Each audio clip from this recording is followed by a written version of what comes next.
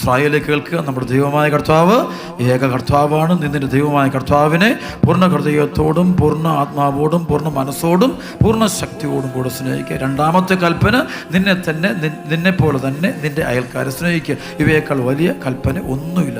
Hallelujah. അപ്പം വിശുദ്ധി അവിടെ പറഞ്ഞത് ഈശോയ്ക്ക് ഹൃദയത്തിൽ ദൈവത്തിന് ഒന്നാം സ്ഥാനം കൊടുക്കാൻ പറഞ്ഞു.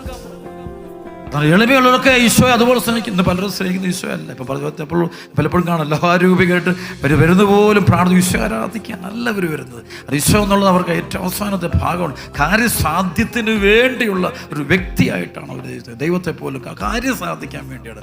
അല്ലാതെ ഈശോയുള്ള സ്നേഹത്തെ പ്രതിയല്ല.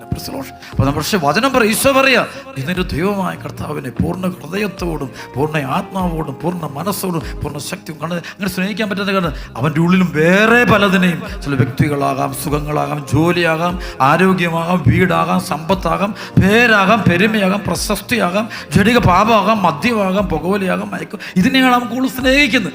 ആ ഒരു സ്നേഹം നിൽക്കുന്നതുകൊണ്ടാണ് അവൻ ഈശോയെ സ്നേഹിക്കാൻ പറ്റാത്തത്. രണ്ട് യജമാനന്മാരെ ഒരുമിച്ച് സേവിക്കുക സാധ്യമല്ല.